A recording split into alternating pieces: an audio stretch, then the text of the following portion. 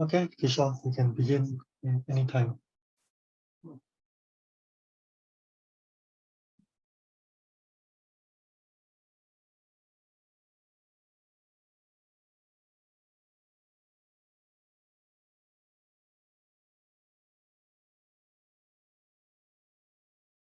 Okay, can you see the screen?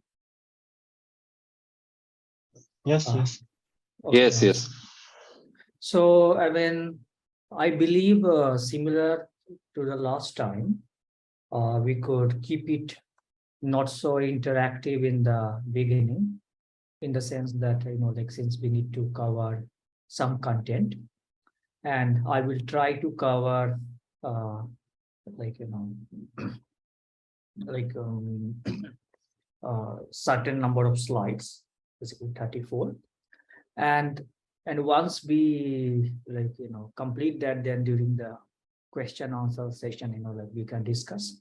Meanwhile, if people have questions like similar to the last time, they can post it in the chat, and those who know the answer, they can respond to it. Okay, perfect. So yeah, so this is the second tutorial, and last time we talked about classical error correction, basics of quantum error correction, and stabilizer formalism. And today we are going to talk about Toric code. So this is the outline. So first I will provide a recap of what happened last week, and then I will discuss about Toric code, error correction via Toric code, the Toric code Hamiltonian, and finally I will summarize what happened today. So let's first recap. So last week we discussed two kinds of code: the 3-bit repetition code and quantum 3-bit repetition, qubit repetition code. So here the code words were the 0 got mapped to 0, 0, 0. So that was our 0 logical, and our 1 logical was 1, 1, 1. And the quantum 3-qubit repetition code was corresponded to the 0 logical, that was 0, 0, 0, and 1 logical was basically 1, 1, 1. And then any quantum state which is in the span of 0, 0, 0 and 1, 1, 1, that was a error-free state. In the error-free encoding of a state. Here the errors, they were the bit flip errors, because that's the only error you can get in the classical case. In the quantum case, we could have like the bit flip as well as phase flip. And the errors basically, let's say you have 0, 0, 0, will make that, let's say if the first bit flips, it becomes 1, 0, 0. And similarly, you can think of applying X gate at a particular location for the bit flip case and Z gate for the phase flip case. Error detection in the classical 3-bit repetition code is by looking at whether all 3 bits are same or not. And let's say if all 3 bits are same, then basically no error.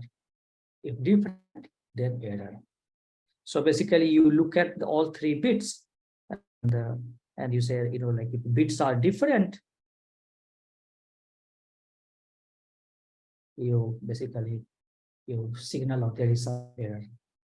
The quantum 3-qubit repetition code, you basically again look at the parity, and you look at like whether corresponding to your Z1, Z2, and Z2, Z3, and Z1, Z3, all of them do they give +1 or not. If any of if 2 of them give -1, or if you get -1, then there is some problem. Error correction here was basically you set everything to the majority value. Yeah, so. And here the error correction was very easy. You detect which error happened in the quantum case and just apply the same operator. So basically, and since because the polys are self-inverse, so you apply just so for example, X error occurred, so you will apply just X. So let's say about that. Logical operations here. So for example, we discussed, let's say, NOT operation, that was 0, 0, 0, it will be 1, 1, 1, and similarly NOT on 1, 1, 1 will be 0, 0, 0. So that will be not logical. Here also, we discuss what will be the logical X and logical Z, and logical X is basically X, X, X, and logical Z, there were many examples. It was, for example, it could be Z, I, and so on. Code distance, basically number of bit flips required to basically change one code word to another, minimum number of bit flips, that is the code distance. And here it's 3, and here it was 1, because you look at what is the minimum weight poly string, and that was, or you can also look at as we will look at discuss later in in the next slide, that you can also look at something called centralizer, and in the centralizer you look at the operator with the smallest weight, and that should not be a stabilizer definitely, and that will give you the the distance. And there was notation that we discussed NKD, which number of qubits, then the physical qubit, logical qubit, and distance, and that is basically that is 313. And for quantum case, you just write like this, and it is 3, 1, and the distance is 1 basically. So you see that because of the here the distance is having large distance helps you in the sense that if the distance is d, then you can detect up to d-1 errors, and you can correct up to d-1/2 floor of that, and basically the intuition for that comes from majority voting. Then we also discussed the stabilizer formalism, and the stabilizer formalism basically is very simple. So here you have basically some code word basis states, and the set of poly operators, which, so by poly I mean general n qubit poly. So they are something like P1 tensor, P2, something like that. So basically it should be one example could be X tensor, I tensor, Z tensor, X tensor, whatever, like Y, so on. So this is one example of a poly. So the set of all set of poly operators which leave all code word basis states invariant, that we will call a stabilizer. The group basically that forms a group, and that is your stabilizer group. And we can detect errors on the stabilizer codes by measuring the stabilizer operators. And so you basically if let's say so your code space will be the +1 eigenspace of all the stabilizers. So you can think about every stabilizer will have two eigenvalue, like +1 and -1, and so every stabilizer partitions your Hilbert space into 2 parts corresponding to +1 or -1. So if you have m stabilizers, then it will partition your Hilbert space into basically 2 to the power m times. And so let's say if you have n physical qubit and m stabilizers, basically this was the size of your original Hilbert space, and this is the total. This is how many partitions you will do to your Hilbert space, and this is the effective size of your logical space. So these many if you have k many logical qubits, you will follow this relation. It will follow this relation because You started with 2 to the power n, and then with every stabilizer, you started dividing into half, half, half, half. And since you have m of them, you divide it to 2 to the power m. Yeah. And the resulting space, like if you take log of that, that should give you, like the number of logical qubits. And here we can detect errors by measuring the stabilizer operators. So the moment you get any -1, like that's basically a red signal. And the syndrome basically corresponds to, let's remove this. So syndrome basically corresponds to outcome of measurement of a given stabilizer generator. So that's what we call a syndrome. So basically, corresponding to all m stabilizers, we will get something like 1, 1, -1, 1, 1. So let's say there are 5 of them. So these are the so this correspond this is one syndrome. So syndromes are like that's what gives you signal, like, and that's what helps you find what if your quantum state is error free or some error has occurred. Nice. So we discussed like this in the k number of logical qubit, whatever all this thing, and I told you in the previous slide that 2 to the power n divided by 2 to the power m is 2 to the power k. And if you take the log, like you will get basically, so if you just multiply, you will get m plus k.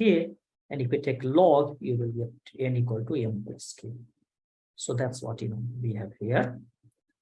And then we discussed that given logical operator L, actually, if you if L is a logical operator, then LSJ is also a logical operator, because like if SJ is stabilizer, because let's say the definition of a stabilizer is that SJ psi is psi. So if you act on LSJ psi, like that is same as L acting on psi.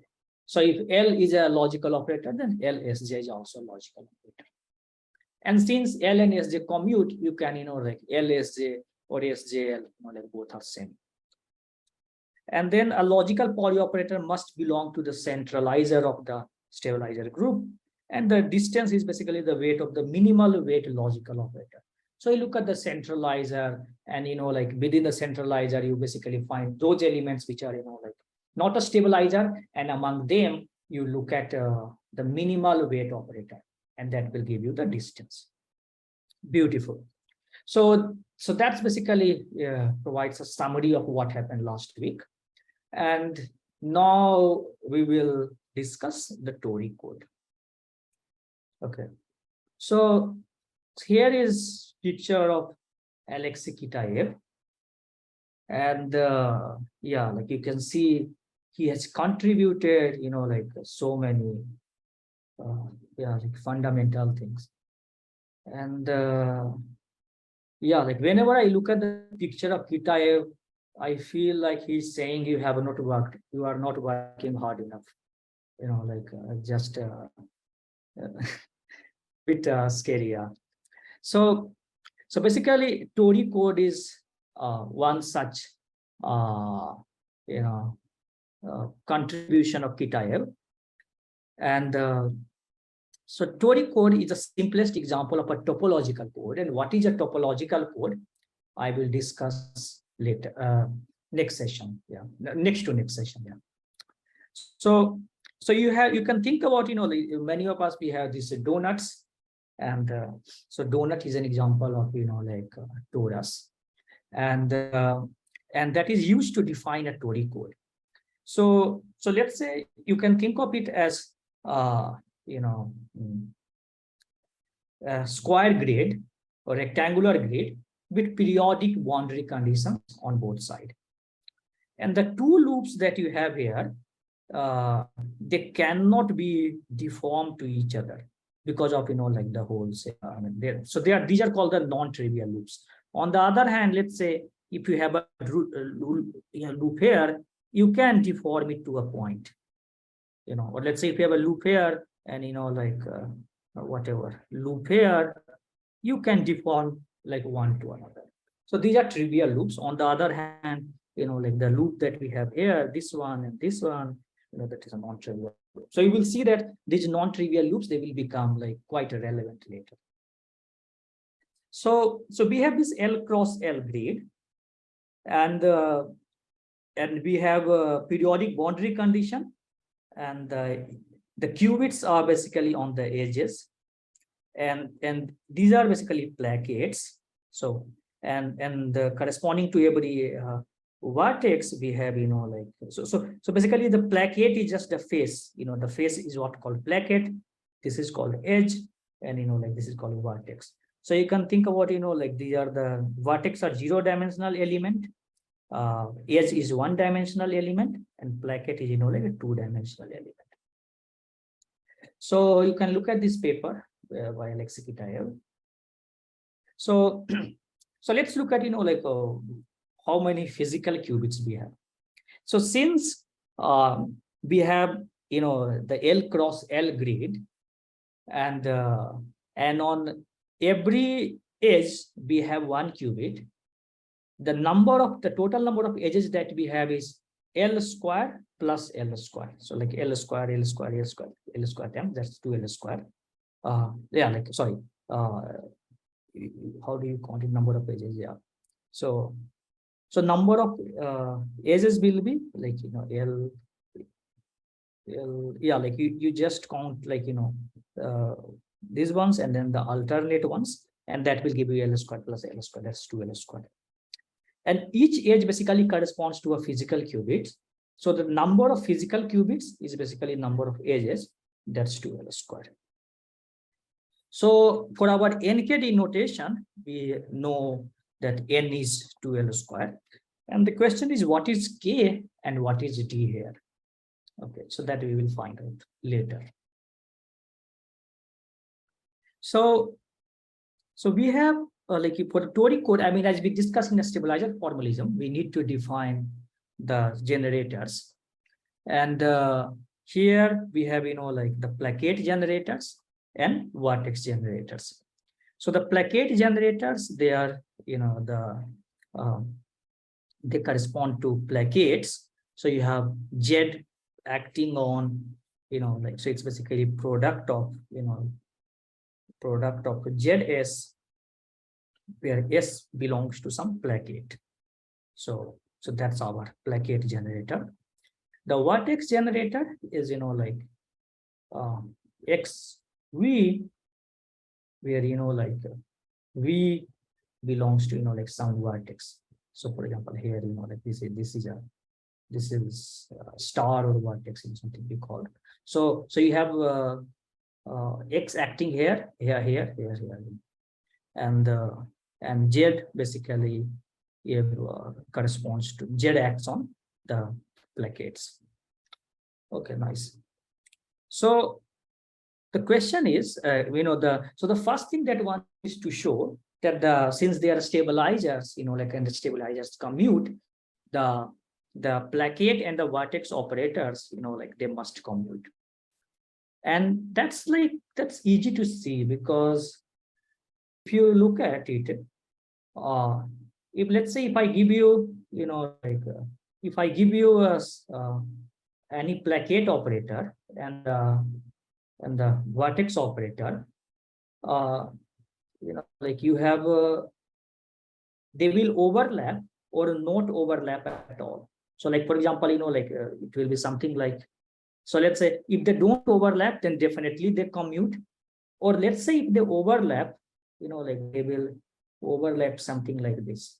So you see, right, it's overlapping here. So it's overlapping on 2 qubits or not overlapping at all. And since we know that XX, ZZ, this is equal to 0, this proves that the vertex plaquette operator commute. So, like since it's overlapping at 2 places, so, like that proves the statement. So this basically, we have a set of operators which, like which defines our stabilizer generators. Now, a pair of plaquette operators either do not share a boundary or have only one shared boundary. So that also you can see that, let's say if you have a, this is a placate operator, and the other placate operator, like anywhere you form, you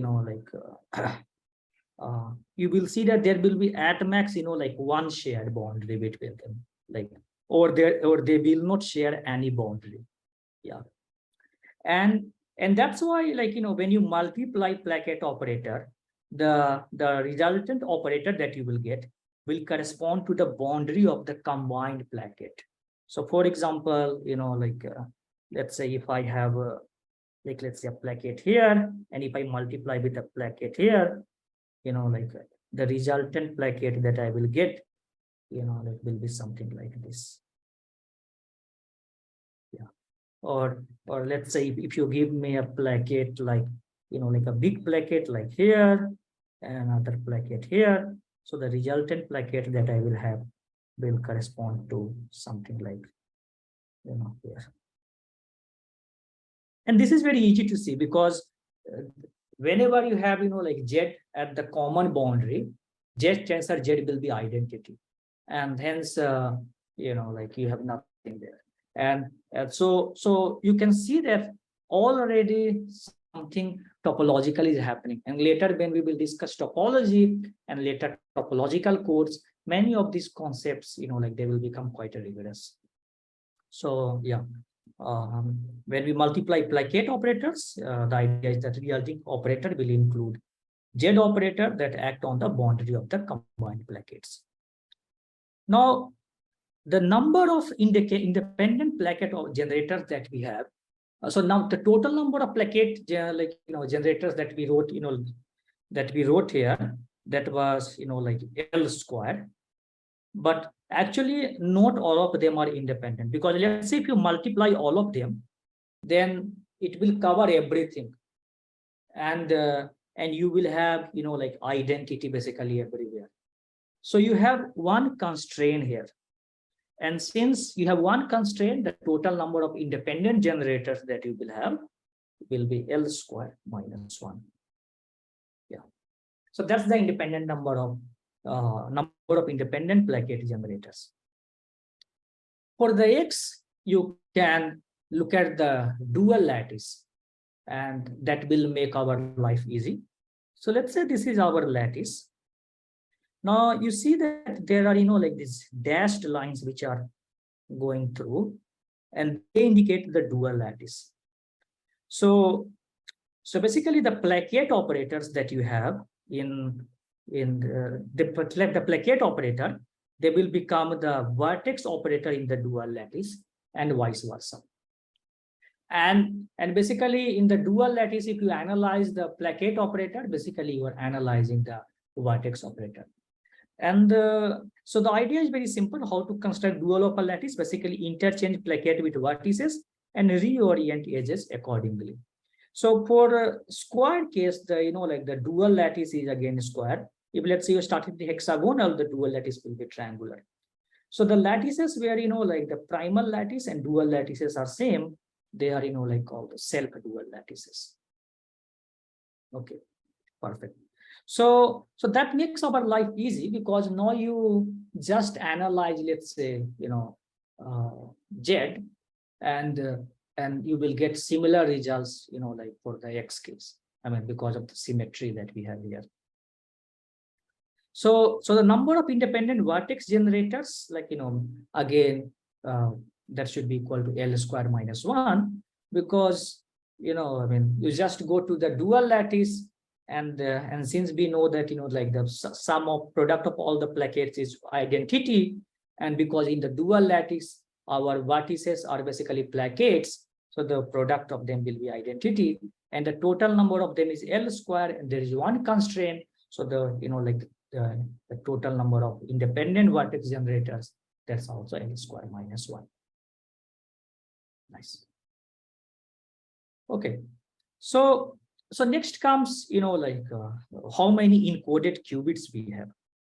So we had this relation that the number of physical qubits is equal to like number of independent stabilizers plus, you know, like the encoded qubits.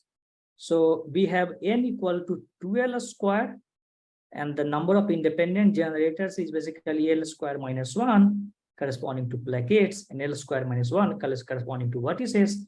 So that's 2L square minus 2.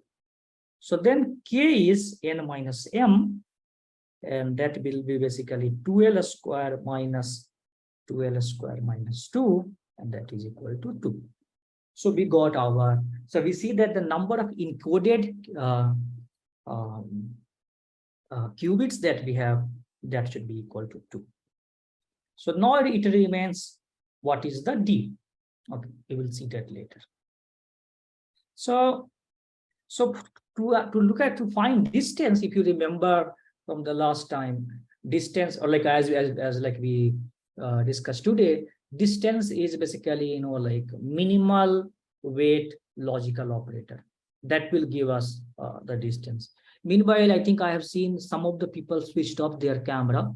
It would be nice if they switch on. So like, you know, that gives me extra motivation to, you know, yeah. So like, let's make it, you know, like more interactive. Okay. So we need to, you know, like find out the encoded logical operators. So the encoded logical operators, we will find them, and among all logical operator, we will look at the minimum weight logical operator, and that should, you know, like, so thanks for like, you know, turning on your camera. So the encode that will give us the distance. So what is the requirement for the encoded logical operator? So let's recall from the last time. They must commute with all elements of the stabilizer group. There must not be an element of the stabilizer group, and must satisfy the commutation and anti-commutation relation of the poly operators they encode. So these are the conditions. So let's first look at, you know, like the Z1. So basically, so let's say if you try to find how does our encoded Z should look like. It should commute with the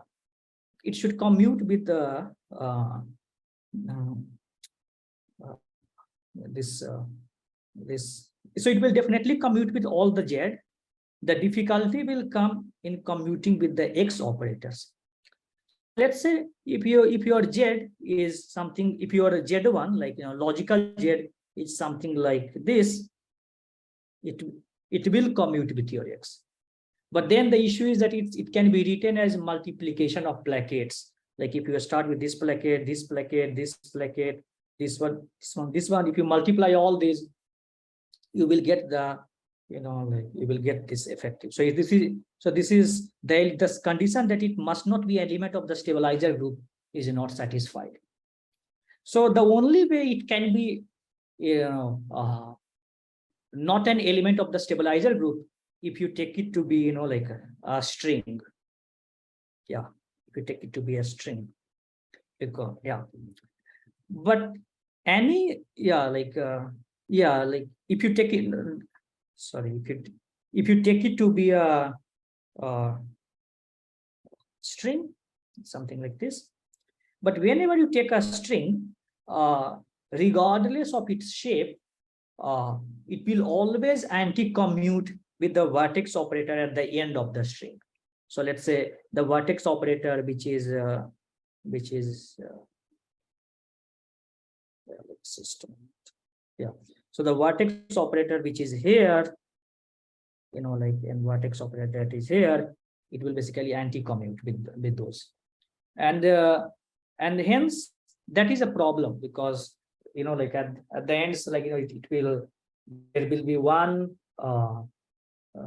Yeah. So the only way is to, like, you know, evade this situation is to, you know, like construct a string of, you know, operators which does not have any end. And what is a, you know, what is a string which does not have any end? So that's basically a loop. And so you can take, so there can be two kinds of loop. You can take loops which are, you know, like this, but that is, that's a placket, like this, that's also a placket. So, but then there are two kinds of loops which are not plackets. So let's say if you wrap around the torus, along the non-trivial cycles, then that's like not a placket. So like what I mean by that, like if you look at the figure in the very beginning, like if you look at something like this, this will give you the logical operator. Sorry. Yeah.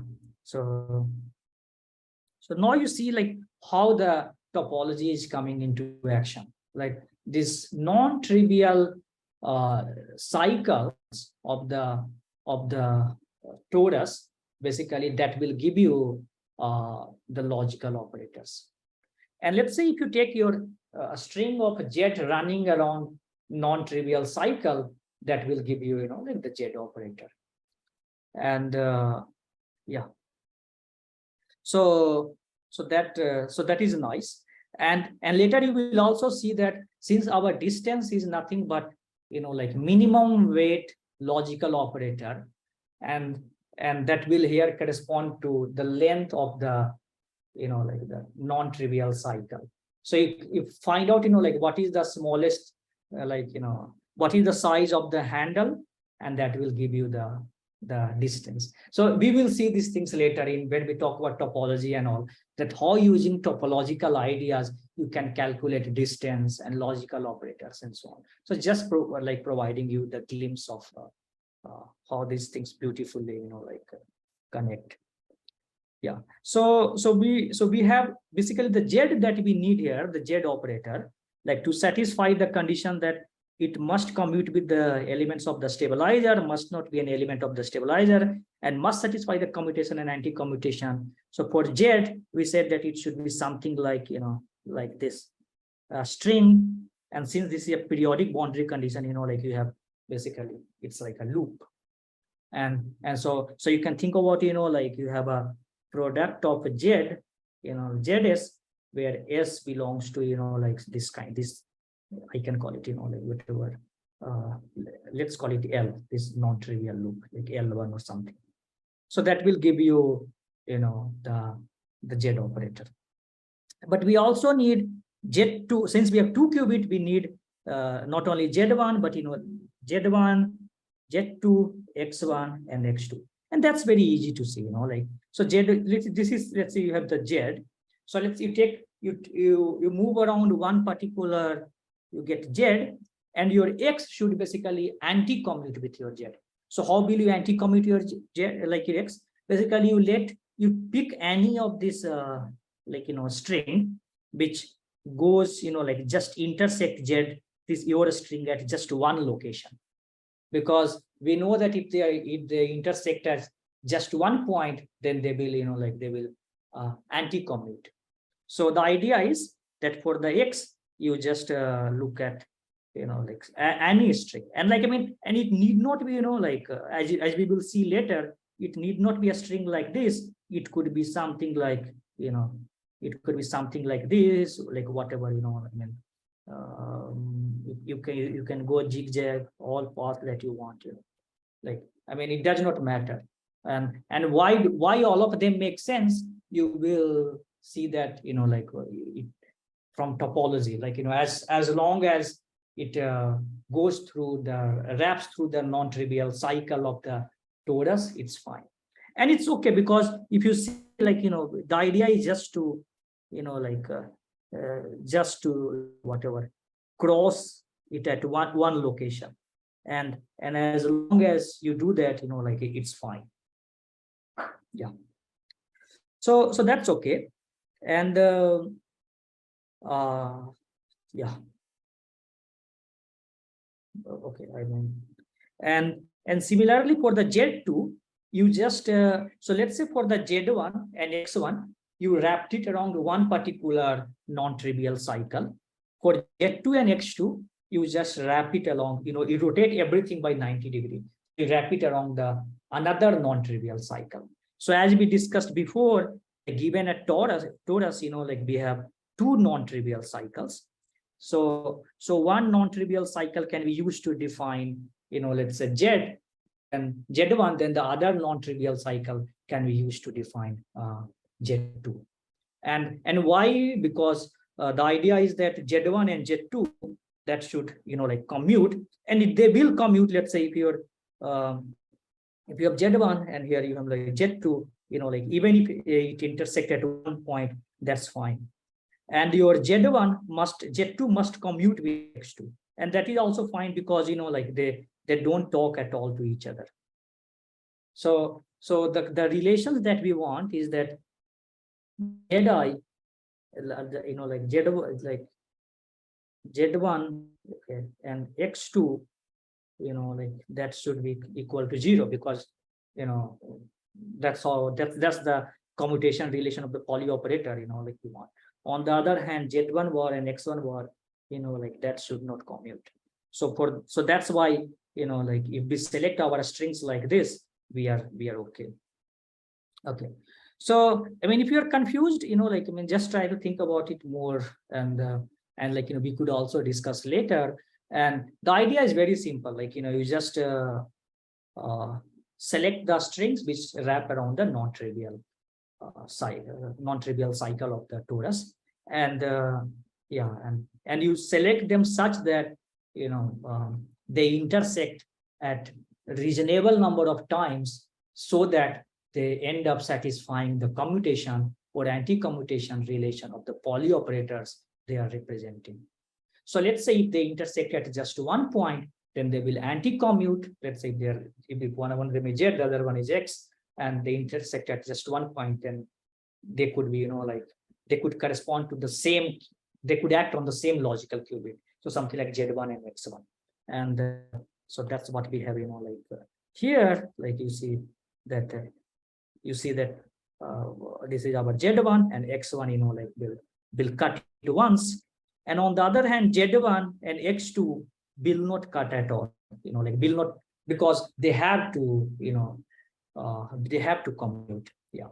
So, and similarly, like you can carry on the reasoning. And since because we know, as we discussed before, if L is a logical operator, then LSJ, where SJ is a stabilizer, that's also a logical operator. So you can take a logical operator, let's say here, and you could multiply it with, like a stabilizer. So you could multiply it with, let's say, a stabilizer like this. And the resultant operator, sorry, I think I meant it at another place.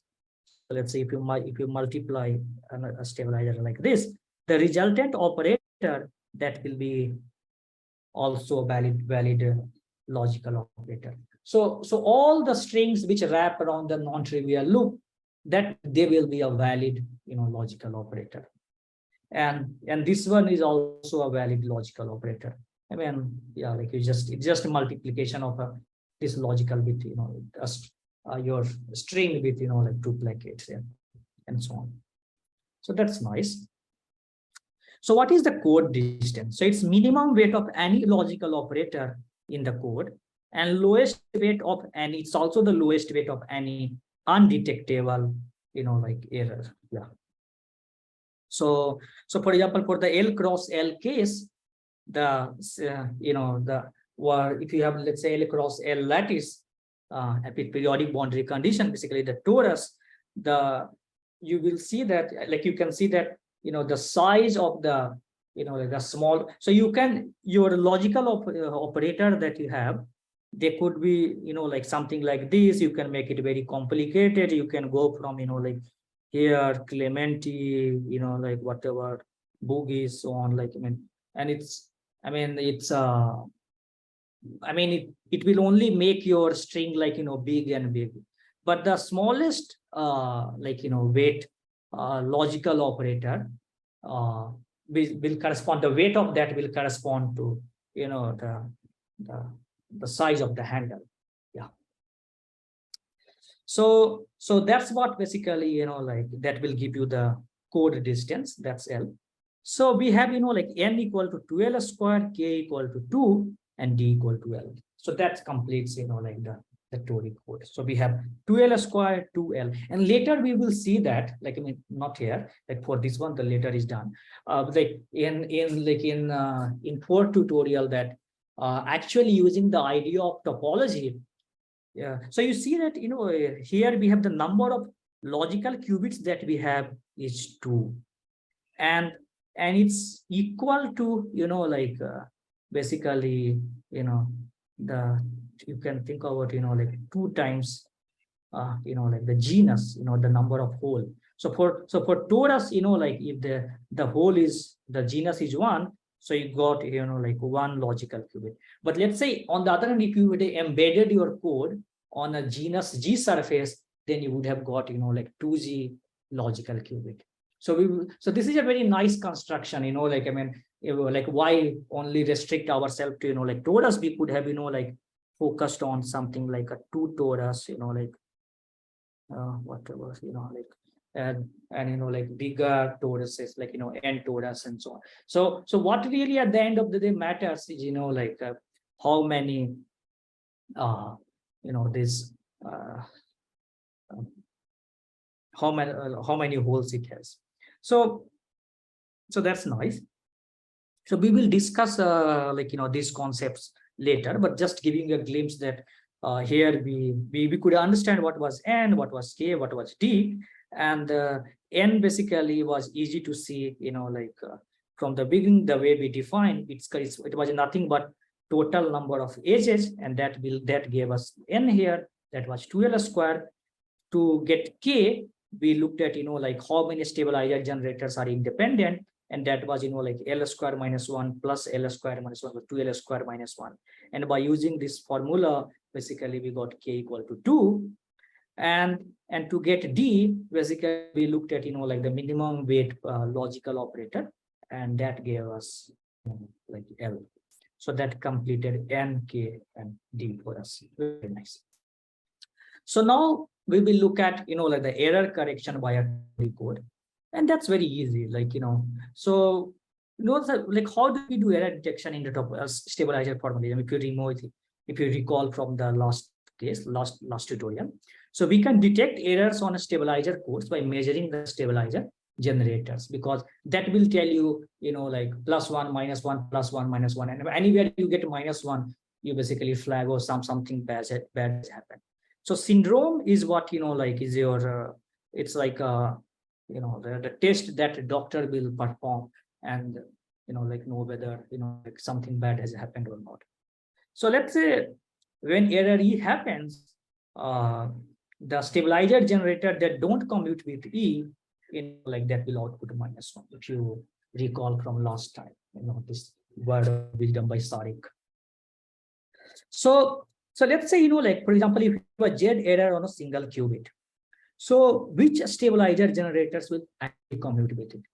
And you see that the generators which will anti-commute with it, they must correspond to, the one which are just adjacent to it, like here, right? Because to anti-commute, like they should share, 1 qubit. And these two gentlemen here, like they share 1 qubit with that particular Z. So you see that the vertex operators which are immediately adjacent to it, they will, like they will anti-commute with a single Z error. Nice. So that is good. So now one could, like say that, let's say you have a string of, like errors, like, so what is the stabilizer generator, like which will anti-commute with it? And you can see that, let's say if you have error here, then it's nothing but, like the generators which are at the end of the string or at the boundary of the string. So let's say you have here, it has the boundary corresponds to here. Let's say if you have 2 Z errors occurring on 2 qubit, so the boundary is here and here. Let's say if you have very complicated something running like this by here, so it has boundary here and here, whatever. And let's say you have 1 error here, 1 error here, and like, so for that one, like the boundary could be like whatever. I mean, basically what I'm saying that you can just look at the end of the string you know, like, and just look at the vertex operator at the boundary, you know, and they will, you know, like signal you whether error is occurred or not. Actually, like later when we'll discuss like, you know, decoders and all, we will see that this is also a problem, because given, so like in the experiment, you know, like you will only find out corresponding to two generator at the boundary, you know, like -1. But given a boundary, there can be multiple strings connecting them, you know, like, and then which one do we select, like, you know, which one does actually correspond to the error. And there are, you know, multiple decoders and all, like, you know, which people talk about, and we will discuss that, yeah, maybe in the 4th, 5th tutorial or something. Just give me a moment here.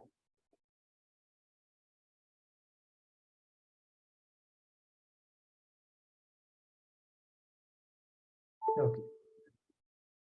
So like basically the idea that given any a string of errors on the primal lattice, the only stabilizer generators have their outcome -1, or the vertices at the two end of the string. And for the X error, I mean, we don't need to talk, because, you know, like the plackets on the dual lattice are vertex operators, and, you know, like vice versa. And so you just analyze one and you're done for the another. For error correction, I mean, again, it's very simple. If you recall from the last time, these are the main tasks in error correction, basically identification of the error operator to apply given the syndrome.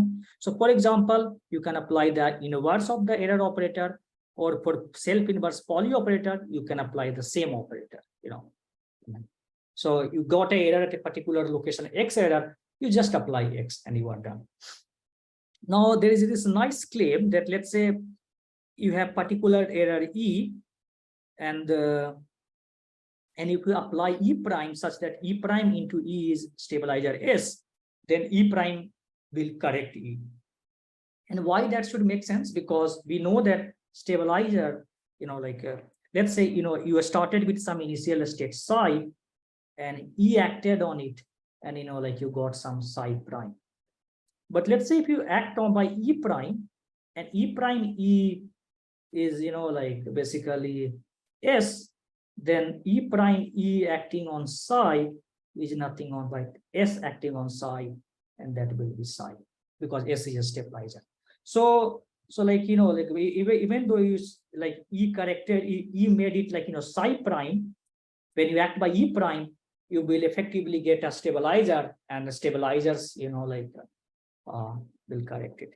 So then it's very nice, because let's say you had, you know, like some error corresponding to this, and you got the syndromes here, you know, like which detected this error. If you apply, for example, you know, like let's say another, let's say your correction operator, let's say corresponds to this one string here, then combined together, you know, like they form a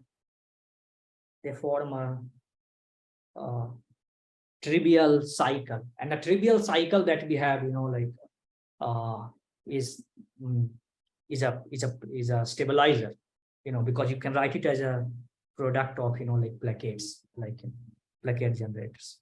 So let's say if you know, like you get one error occurring like this, another error occurring like this, together, you know, like they will just remove the effect of each other. Or, you know, like you can think about it like you could have applied the same operator, and that could have corrected the error. But instead of this, if, like, you know, if you apply any operator here, like, you know, let's say even if you apply something like this, that is also fine, because to get, you know, like it will form a cycle, which is, you know, like a stabilizer, non-trivial, the trivial cycle, which is stabilizer. And since action of a stabilizer will, you know, like leave the code space unchanged, you are basically, you should be happy that you are done. So that is fine, you know, like, so that is very, very simple error correction strategy. And the idea is that you should form a cycle, but you should not form a non-trivial cycle, because non-trivial cycles, you know, like they correspond to logical operator. And later, like when we discuss decoder and all, we will see that how to avoid these scenarios. So that's fine. Like, you know, here you just need to apply an operator such that, you know, together with your error, It just forms a stabilizer. Very nice.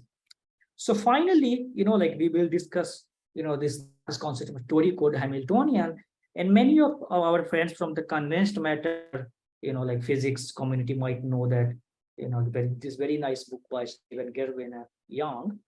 And in chapter 17.8, there is a, like this Toric Hamiltonian is an exactly solvable model of jet to spin liquid. And the idea is very simple, like you have, since our, like A and B here, you can just take all the generators and, basically combine them to form your Hamiltonian, which is a Toric Hamiltonian. And since we know that, like they commute, it's a very simple Hamiltonian, and its ground state, like will, if you look at it, so basically, if psi belongs to the code space, like earlier we had seen that if you act by, like any AS here, that will be, like psi, and you act by any BP, like that will be also psi. Let's see if it's the ground state. So basically, by, if you construct this Hamiltonian and minimize for the minimum energy, the state that you will, the ground state that you will get, like will correspond to the, like the error-free subspace. Yeah. And any error will basically, like will take you, like to the excited state or whatever. So you can read more about all this thing in chapter 17.8. And the ground state has degeneracy 4, and which makes sense, like because earlier also, like, I mean, if we try to make sense in the bigger picture, like we had 2 logical qubits, and if we have 2 qubits, the dimension of the space is 4. So that's fine. So as just in a summary, like we talked about, like placate generators, like vertex generators, like we talked about, like we have this 2L squared 2L, like that was specification of our Toric code. And, like if you have an error, you just apply, like operator such that, so you detect it by the, like the stabilizers, which corresponds to the end of the string. And let's say you have another one string and you have another string, and together they form, let's say, trivial cycle. Then, they will correct each other. Yeah. And we also talked about this Toric Hamiltonian. So that's nice. Like that summarizes what we discussed today. And next week we will talk about introduction to topology. So can we